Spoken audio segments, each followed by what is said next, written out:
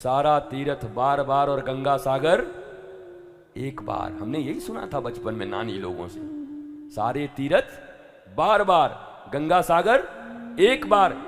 गंगा को भी अपना स्वभाव खोना पड़ता है, स्वरूप खोना पड़ता है, अपने स्वाद खोने पड़ते हैं, तब वो महासागर में मिलकर के और फिर अजर अमर बन जाती है।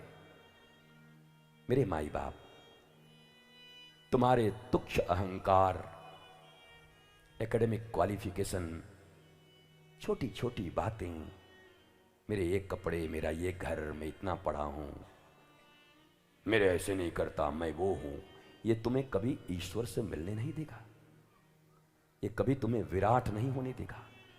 क्षुद्र हो और क्षुद्र ही रह जाओगे। और क्षुद्रता में, संकोच में, संकीर्णता में पाप और दुख है। विष्णु का अर्थ होता है विराट। विष्णु कोई नाम नहीं है। विष्णु शब्द का अर्थ होता है विराट, एक्सपेंशन। क्षुद्र से विष्णु बनने का एक ही उपाय है, धीरे धीरे अपनी क्षुद्रताओं से मुक्त हो। अपनी धी, आधी, व्याधि, उपाधि, मैं तो कहता हूं भक्ति में समाधि का भी परित्याग करना पड़ता है। धी माने बुद्धि, आधि, व्याधि, उपाधि, लोकाम बुद्धि, सब धी हैं। ये जितने धी हैं खतरनाक। इसलिए श्रीमद् भागवत जी के प्रथम श्लोक में लिखा हुआ है, जन्मादस्य तन्मदितर्चार्थे सुविज्ञ सुराट तेने ब्रह्मदाय आदि कवे मोहयन्ति यत् सूर्य तेजो वारी मृदाम यथा विनिमयो त्रिसर्ग मृष। भूल ही जाता हूं यार। यत्र त्रिसर्गो मृषा धामना स्वेन सदा निरस्त कुहकम सत्यम परम धीमहि। धीमहि, धी माने बुद्धि, मही माने लय। अपनी धी को उस सत्य में लय करो, बचाओ मत। ये बुद्धि खतरनाक है, बुद्धिमान लोग खतरनाक हैं।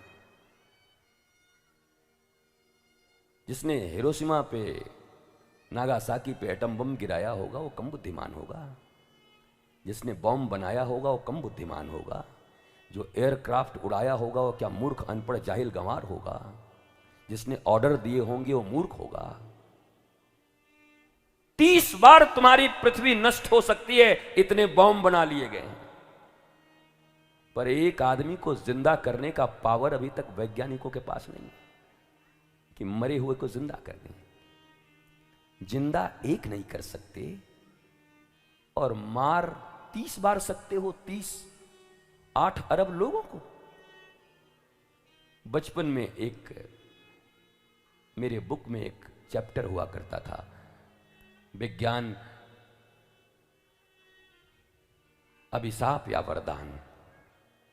पढ़ते थे हिंदी में हम, तब समझते नहीं थे।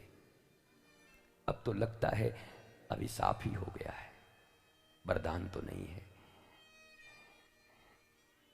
पंजाब की खेतों में कैंसरस अनाज पैदा होने लगे, बाहरे विज्ञान। कैंसर की ट्रेनें चलने लगी पंजाब से, हरित क्रांति हो गई, बाहरे विज्ञान। एक भी चीज ऐसा बाजार में नहीं है तुम्हारे बेटे बेटी और तुम जिसको खाते हो जिसमें मिलावट नहीं है, बाहरे विज्ञान। चारों तरफ प्रिजर्वेटिव्स, केमिकल्स।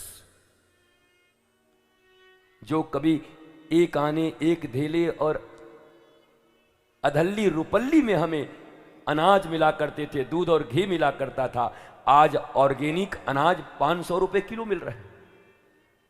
बारे विकास और बारे बुद्धिमान भारत और दुनिया। जो चीज चवन्नी में मिल रही थी सारे लोग खा रहे थे। गांव की सब्जियां तोड़ तोड़ के अपने कोला और अपने बाड़ी से ताजी सब्जियां निकाल के खाते थे, बिना किसी पेस्टिसाइड के, बिना किसी केमिकल के। आज वही बाजारों में केमिकल में सने हुए सब्जियों को खरीदने के लिए खा रहे। किडनियां खराब हो रही, लीवर खराब हो, और इसको कहते हैं हम विकास कर रहे। Is it development? क्या आप पूरे विश्व को इस बात पर चिंतन नहीं करना चाहिए? Stop your all inventions please.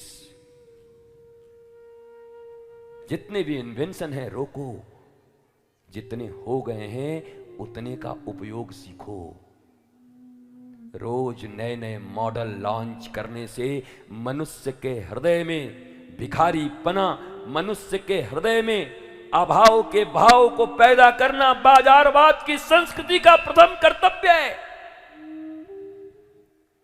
अब न कोई रिश्ते हैं, न नाते हैं, न कहीं कोई प्रेम है, न गांव है, न अपनापन है। हर जगह बाजार है, बस बाजार। एवरीवेयर बाजार, मार्केट मार्केट मार्केट। कहां गया मेरा पुराना भारत? कहां गए हमारे पुराने गांव? कहां गई हमारी पुरानी संस्कृति?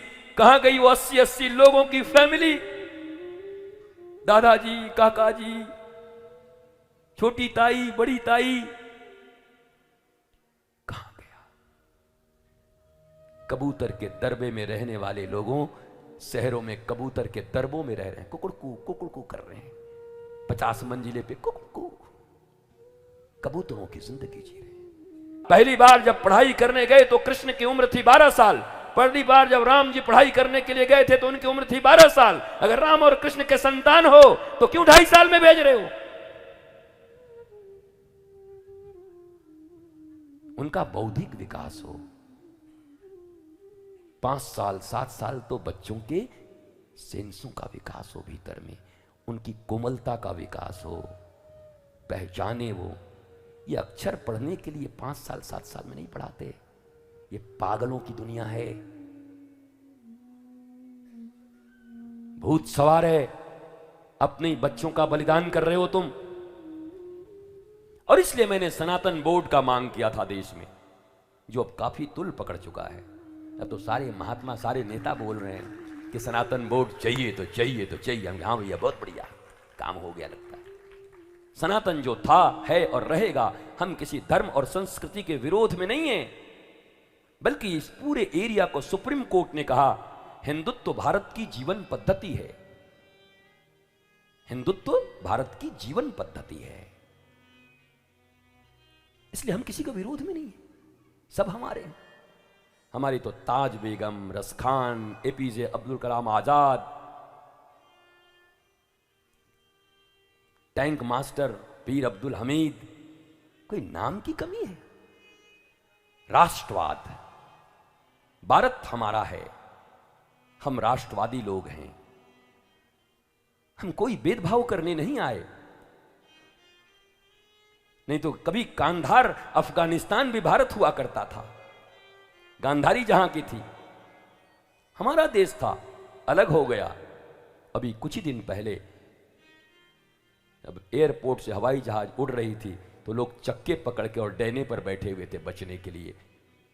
वो कोई हम नहीं थे, उन्हीं के देश के लोग थे और उन्हीं के धर्म को मानने वाले लोग थे। मत को बताओ, अपने ही देश में इतना भय? पता है कि चक्के पकड़ के एरोप्लेन से भागा नहीं जा सकता, गिर के मरेंगे, फिर भी इतने भयभीत थे उस देश में। क्या भारत को ऐसा बनाना चाहते हो?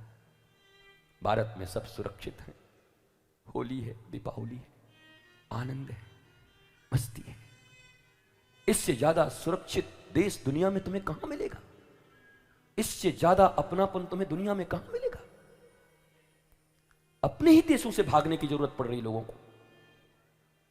इसलिए सनातन संस्कृति वास्तव में कोई संकुचित संस्कृति नहीं है। इस ब्रह्मांड और पृथ्वी के मानवता की अगर कोई संस्कृति और धर्म है तो वो केवल सनातन संस्कृति और सनातन धर्म है। यह मानवता की संस्कृति है, एक एक मनुष्य की संस्कृति है ये। हम अलगाव विलगाव नहीं करते। हम जिंदाबाद मुर्दाबाद में विश्वास नहीं रखते।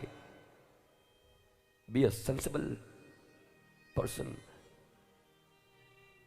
हाँ, राष्ट्र के लिए, देश के लिए, मानवता के लिए हमारे बच्चे सुरक्षित रहें, घूमें आज़ादी से यहाँ वहाँ, कश्मीर से कन्याकुमारी तक, केरला भी हमारा, कश्मीर भी हमारा, अरुणाचल भी हमारे,